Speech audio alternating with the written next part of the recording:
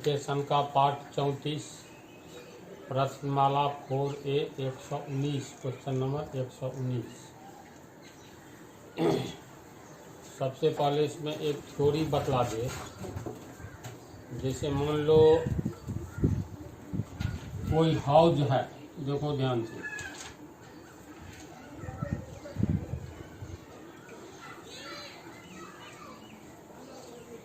ये कोई बेलनाकार टंकी या हाउस समझो।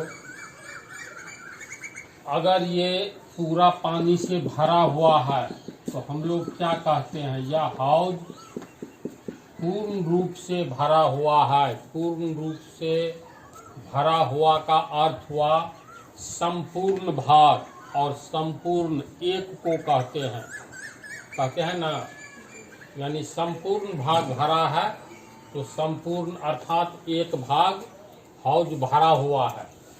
अगर मान लो आधा कर दो इसको, यहाँ तक AB CD एक बेलनाकार आयतन है जिसकी ऊंचाई मान लेते हैं 20 सेंटीमीटर है या 20 मीटर है। तो 20 मीटर का आधा यहाँ तक हुआ 10 मीटर। 10 मीटर की ऊंचाई तक अगर हाउस भरा हुआ है तो इसको हम कहेंगे आधा भरा हुआ है। आधा का मतलब 1/2 भाग भरा हुआ है ना। इसको फिर मान लो आधा कर दे, यहाँ तक 5 मीटर हुआ, सिर्फ यहाँ तक भरा रहे तो 20 मीटर में 5 मीटर की ऊंचाई तक भरा हुआ है। तो इसका अर्थ है 5 चौका 20, संपूर्ण भाग का चौथाई भाग, चौथा भाग, 1 भाग 2 भाग 3 भाग 4 भाग, चौथाई भाग भरा हुआ है। यानी एक अर्थात संपूर्ण का चौथाई, यानी एक भाग का चौथाई, यानी 1/4 भाग भरा हुआ है। समझिए साठ।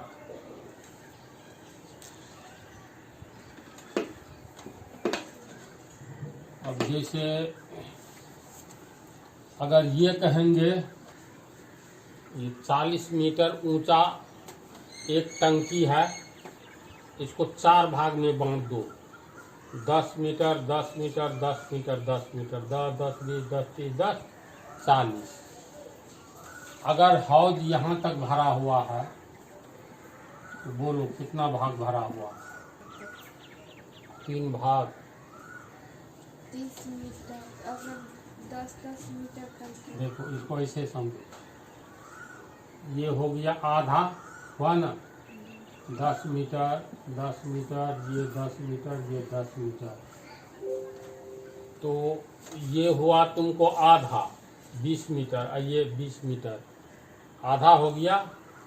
इसके बाद यहाँ तक लेंगे तो 1/4, 10 चौका 40, 40 मीटर ऊंचा है, 10 मीटर भरा है, तो 3/4 है ना जी। तो इसको ऐसे सोचो ना, यहाँ तक हो गया 1/4 भाग, B से लेकर के B तक हुआ ना, ये हो गया 1/4 भाग। फिर इतना ही B से C तक 1/4 भाग, फिर C से E तक 1/4 भाग, फिर E से A तक 1/4 भाग। अब 1/4 भाग जोड़ 1/4 भाग जोड़ 1/4 भाग जोड़ 1/4 भाग, कितना भाग? तो 1/4 को 1 2 3 4 बार जोड़ेंगे, 1/4 1/4 भाग 1/4 भाग 1/4 भाग। हिसाब किताब करो तो 4, 1 जोड़ 1 जोड़ 1 जोड़ 1, 4/4 यानी 1 भाग। इसी 1 भाग यानी इसका यहाँ तक भरा रहेगा तो चौथाई भरा है 1/4 भाग 1/4 भाग, यहाँ तक 1/4 जोड़ 1/4 यानी 1/2 हो जाएगा, यानी आधा। फिर इसको यहाँ तक अगर भरा हुआ है तो 1/4 को 3 बार जोड़ो, 1/4 को अगर हम 3 बार जोड़ेंगे तो कितना होगा? 4 1 जोड़ 1 जोड़ 1, यानी 3/4 भाग। 3/4 भाग का अर्थ समझे। प्रतिशत में निकालेंगे 100 पर, तो इसको 100 से गुना कर दो। 25 या 75% भरा हुआ है ना। समझ रही है इसको। तो कोई भी बाल्टी 3/4 भाग भरा हुआ है तो खाली कितना है। तो यहाँ तो दिखाई दे रहा है 1/4 खाली है।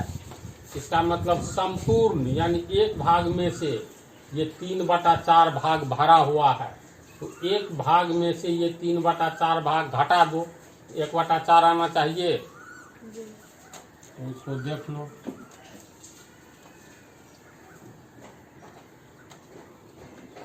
ये यहाँ तक 3/4 भाग भरा हुआ है, ये भाग खाली है। तो कितना खाली है, तो एक भाग में से 3/4 घटाओ। एक भाग माइनस 3/4 भाग।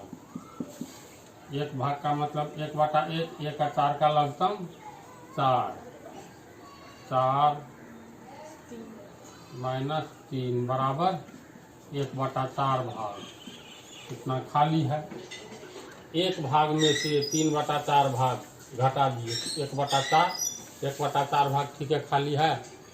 इससे क्या निष्कर्ष निकलता है, इस टाइप का जितना भी हिसाब आने जा रहा है, इसमें अगर ये रहेगा किसी टंकी का या किसी हाउस का 2/5 भाग खाली है, मतलब हाँ चलो भरा हुआ है, पहले भरा हुआ 2/5 भाग भरा हुआ है किसी भी हाउस का। इसका मतलब खाली कितना है, तो देखो ये 5 में यहाँ 2 में 3 जोड़ेंगे, 3 तब न 3 और 2 5/5 एक भाग, इतना भाग भरा हुआ है। तो खाली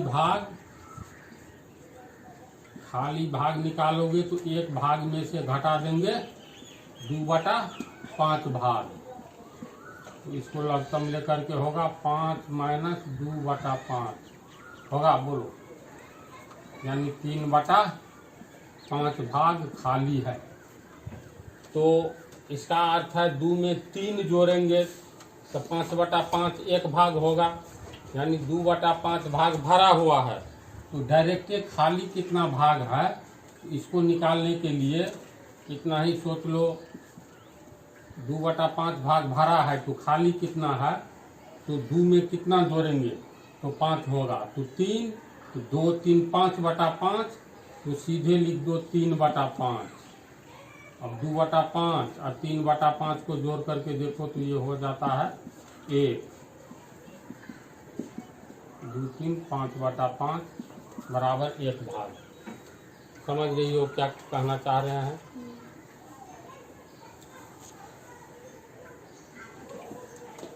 इसी थोड़ी सी बात समझ जाने पर अब इसमें प्रॉब्लम इस सब टाइप में कहीं आगे नहीं आना चाहिए। एक बाल्टी का 4/9 भाग 1 मिनट में भरे तो शेष भाग भरने में कितना समय लगेगा। एक बाल्टी का 4/9 भाग 1 मिनट में भरे तो खाली कितना भाग रह जाता है 1 मिनट में, ये निकालेंगे। 4/9 भाग भर जाता है, इसका मतलब पूरी नहीं भरा है। क्यों नहीं भरा है, क्योंकि 4/9 भाग भर गया है। तो खाली कितना है, तो एक भाग में से 4/9 भाग घटा दो, तो 9 - 4 यानी 5/9 भाग खाली है। देखो 4/9 भाग खाली है और ये भरा हुआ है, तो खाली कितना है, इतना भाग भरा है। तो यहाँ 9 है, तो 4 और 5 9, यानी 5/9 भाग सीधे कर दो, खाली है। ठीक है।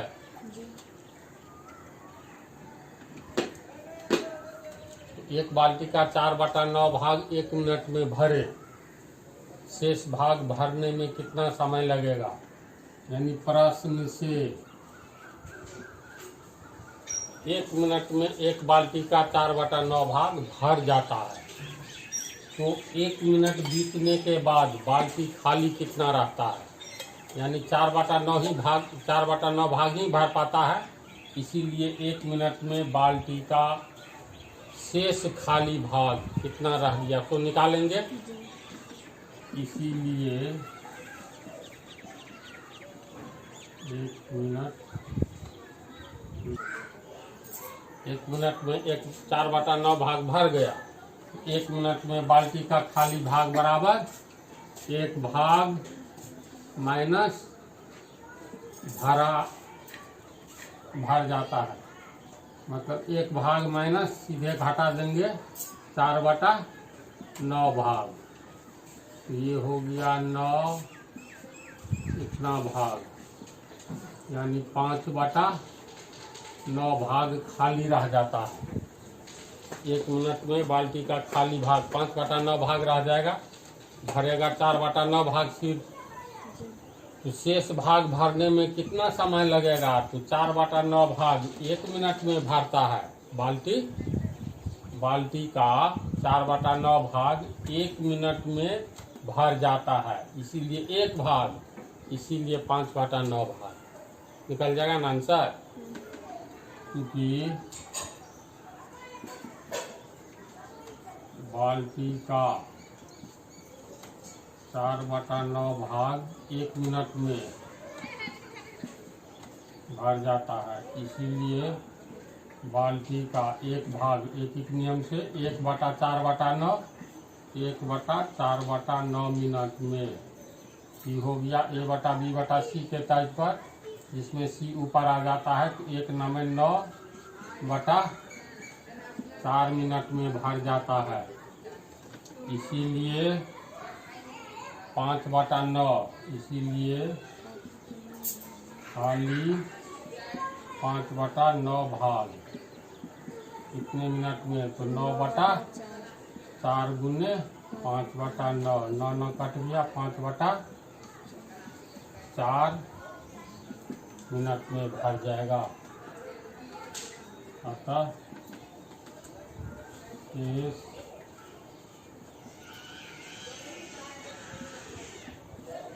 शेष खाली भाग भरने में लगा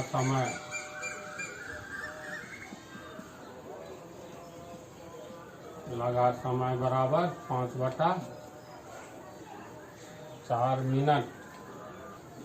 आंसर समझिए इसको। चलो उतारो। Problem number 120। एक किसान अपनी N गायों की झुंड को अपने 4 पुत्रों में इस प्रकार बांटता है कि पहले पुत्र को पूरे झुंड की आधी गायें, दूसरे पुत्र को पूरे झुंड की 1/4 गायें, तीसरे पुत्र को पूरे झुंड की 1/5 गायें तथा चौथे पुत्र को 7 गायें मिलती हैं। N का मान कितना है? सिंपल सा हिसाब है। एक किसान अपनी N गायों की झुंड को, यानी किसान के पास गायों की संख्या कितना है? तो N है ना। प्रश्न से किसान के पास गायों की संख्या N, अपने 4 पुत्रों में इस प्रकार बांटता है कि, तो चारों पुत्र का एक पुत्र मान लो A, दूसरा B, तीसरा C, चौथा D। तो लिखते हैं A, B, C एवं D किसान के पुत्र हैं। क्रम में है, सबसे बड़ा A, उससे छोटा B, उससे छोटा C, सबसे छोटा D। तो पहले पुत्र को पूरे झुंड की आधी गायें, टोटल गाय N है उसके किसान के पास झुंड में, उसकी आधा, हाँ उसकी आधी, यानी A को प्राप्त होने वाली गायें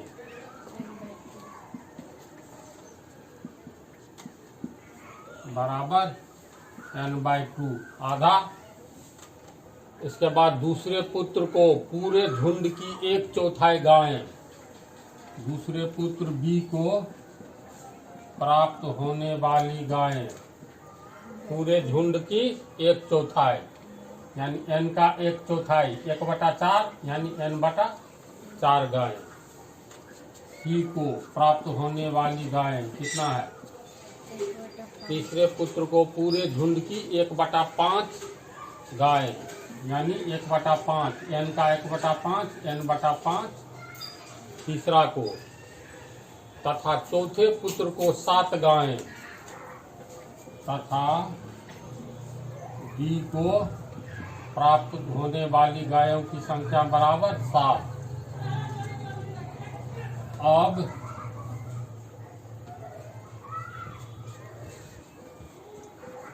चारों पुत्रों को मिलने वाली गायें कितना है? n।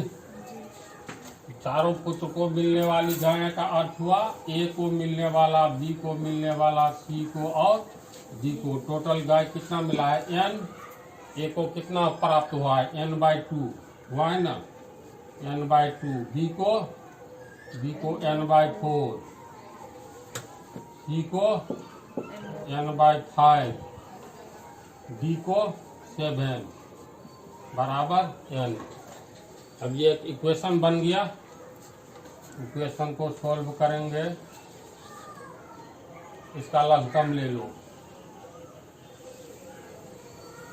2, 4 और 5 का लघुत्तम 2 चौका 8 5 40, तीनों को गुना कर दो।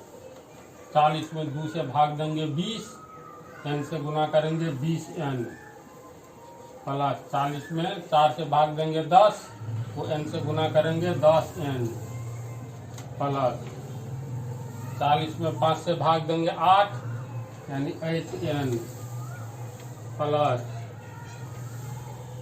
40 सत्य 280 बराबर n, है ना। ये हो गया 20 10 30 8 38 n जोड़ 280, तीसरा गुना होगा तो 40n होगा।